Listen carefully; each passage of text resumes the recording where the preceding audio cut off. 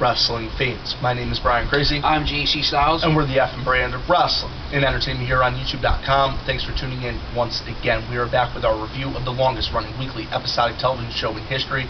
That's right, Monday Night Raw from May 28th, 2012. And before we begin, please check out the official website of the F and brand at FightNationWrestling.com. And a special thank you to all of the men and women, either veterans or active members of the military. You are appreciated. Thank you for keeping our country safe. Yes, we start off the show with the Big Show. Comes out, cuts a segment in the ring, talks about his ironclad contract. Talks about 2 weeks ago when he was fired by John Laurinaitis. Talks about the Brodus Clay Dan segment not too long after he was in the ring crying. Then talks about his friends R-Truth and Kofi didn't even come out to help him out or even show compassion. The feud with the beef that he started with Brodus Clay leads into a main event match between the Funkasaurus later in the night. Yeah, very surprising that the Funkasaurus is going to be featured in the main event. But we find out that actually Brodus Clay has gone 28-2-0 since returning as the Funkasaurus Brodus Clay. And also another thing that I thought was interesting, that Lord Tensai was actually in a match on Superstars. So come around Thursday night, you will see Lord Tensai in action on Superstars. I don't want to spoil it for anybody, so I'm not even going to let you know who he went against or the match outcome. I don't want to ruin that for anybody that enjoys that show. Then we go into the first match of the night. We see Alberto Del Rio go one-on-one against the United States champion Santino Marella in a non-title match. And as soon as this match starts, it ends. Alberto Del Rio picks up the win via cross-arm bar, and he locks the move in for a couple seconds after the match concludes. And we see Santino nursing this arm a little bit later on in the night. And a quick point I want to make before we move on to the next segment is I really do enjoy Santino Marella. But what is the current direction of the United States title? I mean, he's a good athlete, don't get me wrong. He has a lot of athleticism. He actually has a decent amount of wrestling ability, too. He is also, believe it or not, he's a boxer or MMA star, if I'm not mistaken. And don't get me wrong, I enjoy his humor, I enjoy the character. But right now, what they're doing with the IC title is what us fans have wanted for so long. We want a strong champion. We want weekly defenses or weekly matches with that champion against other competitors. And I really think that we need maybe right now a stronger U.S. champion and a stronger United States title division as a whole. Yes, kind of like what I was talking about in my Superstars review last week. I spoke very highly about Michael McGillicuddy and his feud with Tyson Kidd over on NXT, about the whole you never being a heart no matter how long you be wrestling.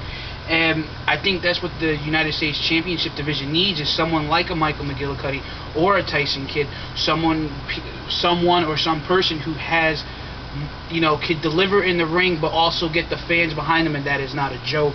Don't get me wrong, Santino is a fantastic wrestler, like we said. It's just he's not strong enough to carry the division on his back as a serious competitor. Seeing him as a champion for a couple-month run was, entertaining. He went against a lot of opponents, but as soon as it seemed like Santino Marella was making progress and becoming a serious contender once again, he loses in a couple-second squash match tonight. Maybe that's why I have the opinion right now. Maybe next week if Santino has a stronger outing, maybe my opinion will change a little bit. But to be honest, I think as a whole, we need a little bit stronger of a champion right now to really push that U.S. title division on Monday Night Raw.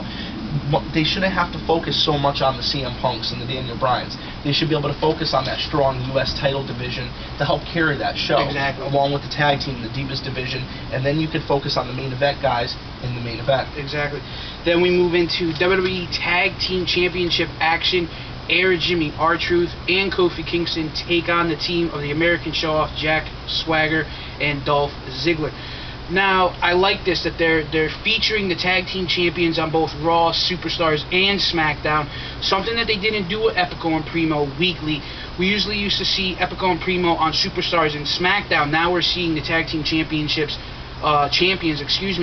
on Raw, Superstars, and SmackDown. And that's what I kind of like to see. I don't want to see, 2 shows. I want to see the champions on 3 shows, because they're constantly having constant matches, they're staying loose in the ring, and they're delivering on each and every encounter that they have in the ring. And they're working so well as a tag team. Well, the only problem with having them appear on all 3 shows is because Superstars is a taped show, and its nature is taped before either SmackDown or Raw. They would be having to pull double duty in one night. So that would be the only difficulty there, but there are plenty of superstars in the history of professional wrestling that have pulled double duty, And Dolph Ziggler was pulling double duty at pay-per-views just a few months back. Yeah, we see Air Jimmy successfully retain the tag team championships tonight. Yes, we do.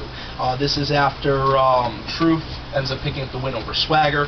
Post-match, Ziggler is pretty upset about this, that Jack Swagger lost for his team. He says he's better than this and storms off. This ends up playing out in a backstage segment where Ziggler basically is saying, hey, I want to go back to being a singles competitor. Exactly. I want to get away from Jack Swagger in the tag team division right now. And honestly, another one of the points that I wanted to bring up, guys, I wrote a whole bunch of different bullet points on the back of my notes tonight, different things that I wanted to address, and we also want to make this the best possible show that we can. A lot of you guys have asked for more of our opinions, so we're trying to give you some more opinions in this video.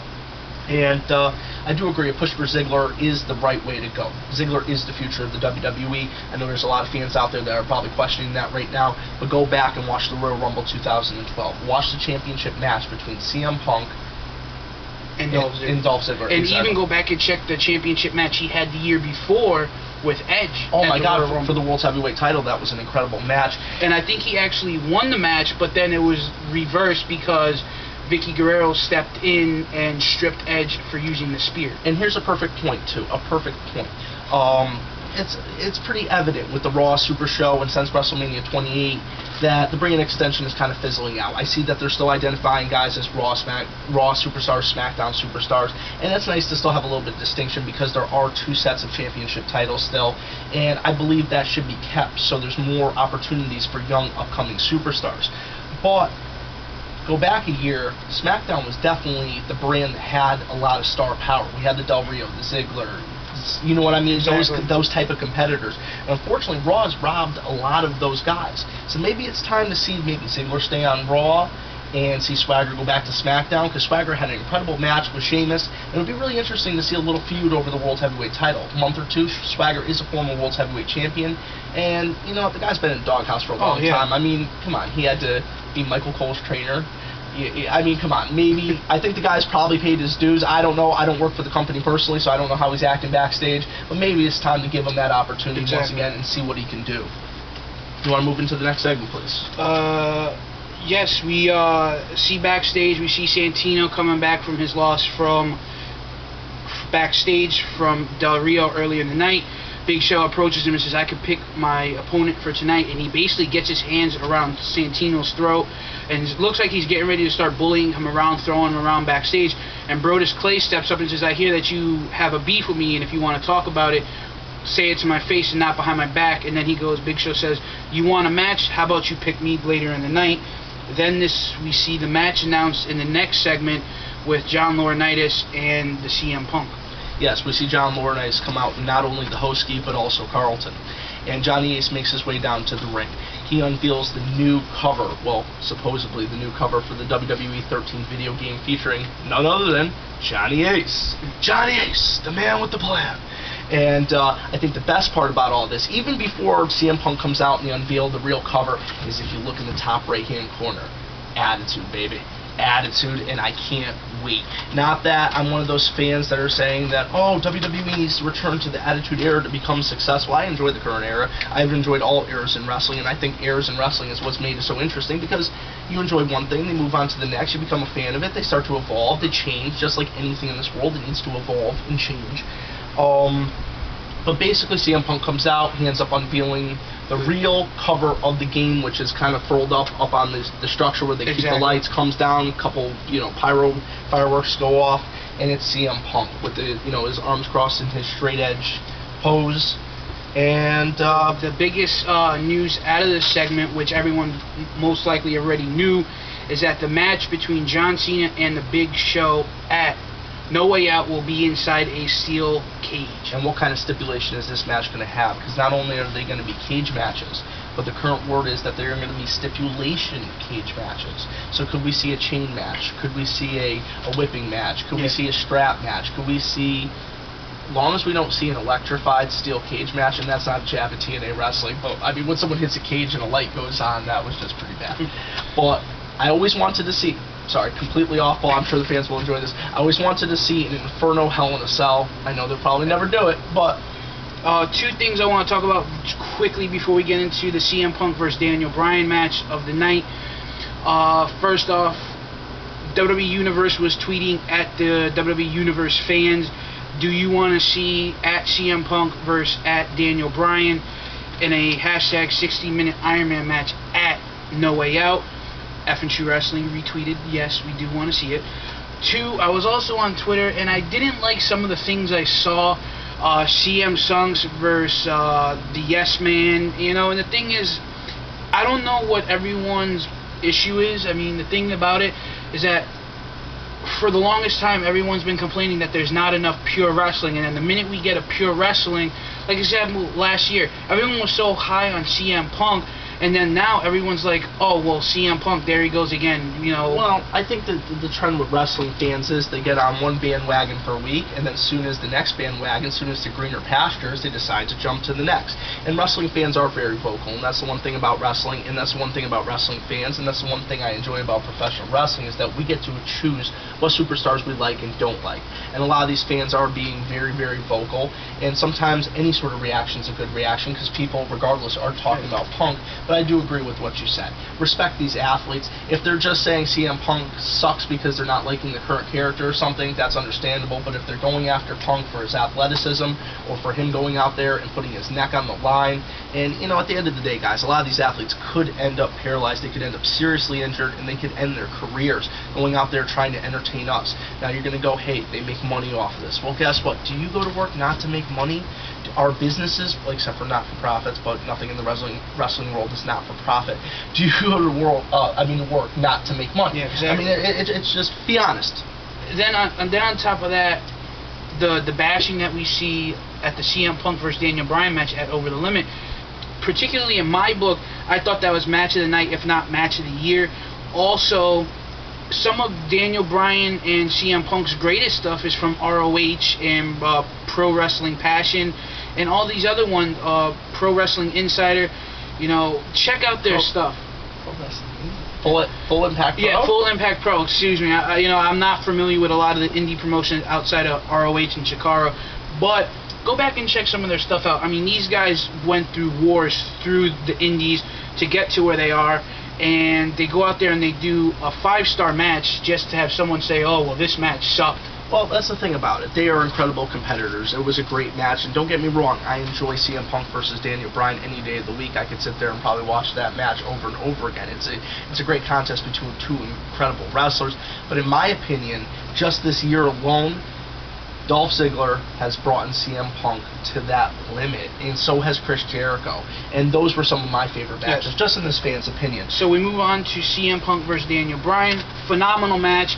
There was commercials during the match. It is a 2-hour televised show on USA. Which is, you're watching it on an ad-supported basis. Exactly. Remember, you get a pay-per-view without commercials because you're paying for it. You're paying where the advertisements are missing. Yeah, exactly. Those advertisements generate revenue for said company.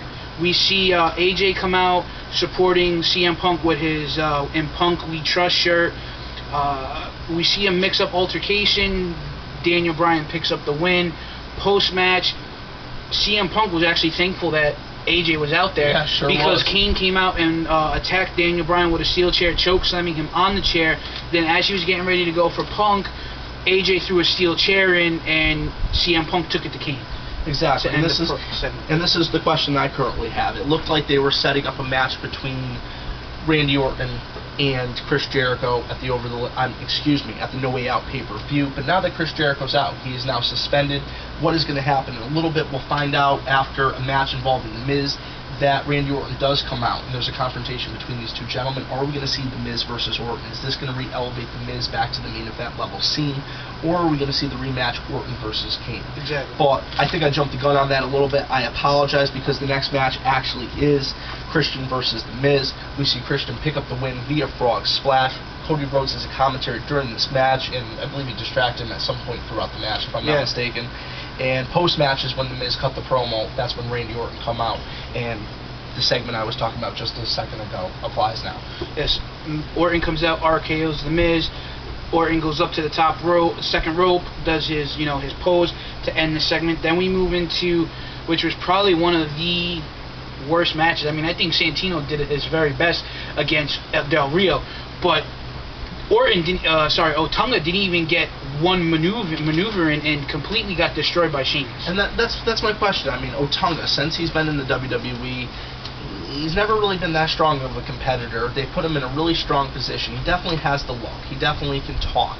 He definitely has, the muscle tone. He has the brains, obviously. He's a legitimate graduate of the Harvard Law School. This guy's no dummy. He's won 20 cases, trial cases, without losing one. But when it seems that he gets in that ring, he's just had absolutely no luck.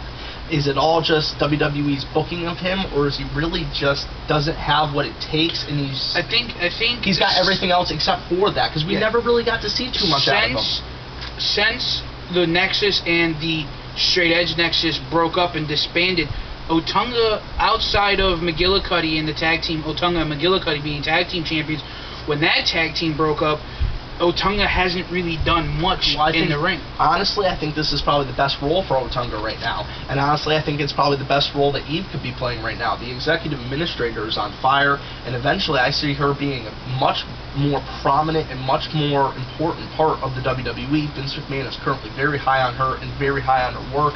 So I definitely see that happening. And speaking about Divas real quick, I don't want to take up too much more of your guys' time, your time, and, well, I got all the time in the world right now. It's 11 o'clock at night. But, the Divas, it looked like they were on such a roll with the Divas. It looked like they were pushing them so heavily. We were getting long matches. We were getting a lot of back-and-forth competition, and it seems like that's just ended in the last few weeks. Yeah. It's a shame. I really want them to bring that back. And my last bullet point is mid-card consistency. We haven't seen a lot of consistency in the mid-card. Guys are winning, guys are losing. They're short matches, squash matches, fast matches. You used to be able to go, well, that's this guy. He's going to go out there. We know he's going to get the job done. He might lose, but we're going to see 5, 10, 15, we knew what we were going to get. Now we don't know what we're going to get anymore. Do you agree? I definitely agree.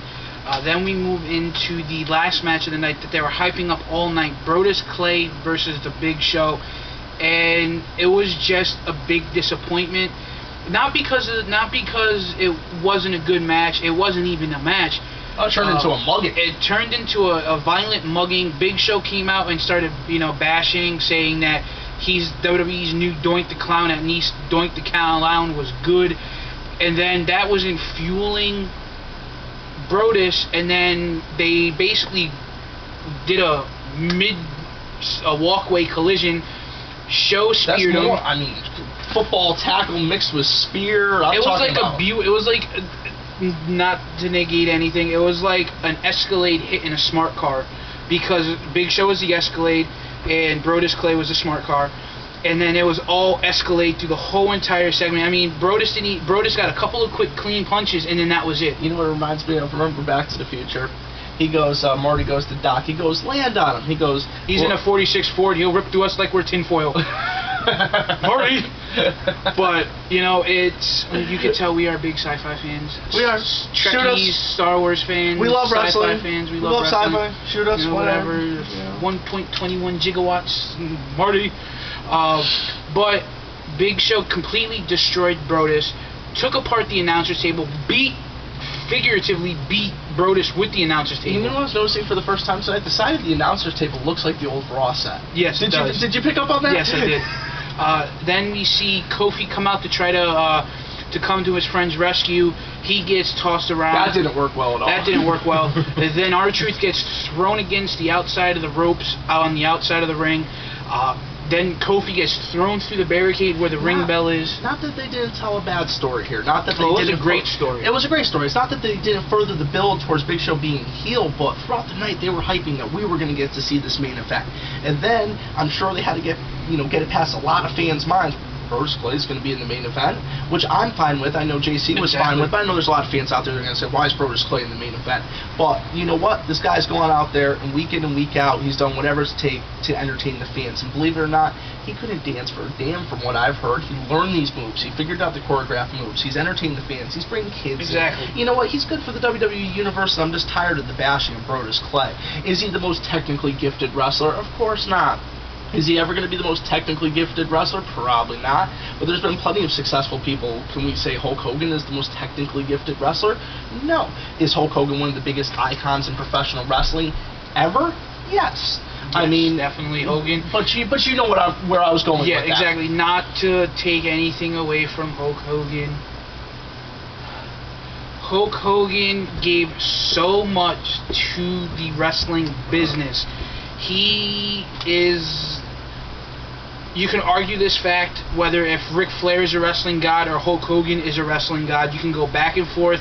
I don't want to get into it because I don't want to hear it. Well, the thing about it is, just real quick before we wrap this up, Hulk Hogan is probably more well known just because of the WWF at the time. The NWA had less exposure. Hulk Hogan was the poster child of America. You know, take your vitamins and drink your milk and you say your prayers. Say your prayers, exactly. And Ric Flair, if we're talking wrestler, Ric Flair is probably the better wrestler. Who is the bigger personality? Hulk Hogan. Yeah. So, guys, I mean, those were our thoughts on Monday Night Raw. I think the biggest topic of the night, everyone's probably going to ask, why am I wearing a John Cena shirt? Because you like the message on that shirt. Not only do I like the message, 1, I like the message, 2, I love the color, and 3, I'm not going to pass up on a $5 shirt. Hell no, I got myself a $5 shirt too. Thank you, WWEshop.com. We'll be looking out for more of your deals. But, guys, thanks for tuning in. Happy Memorial Day. Please check out the official website of the Effin brand at FightNationWrestling.com.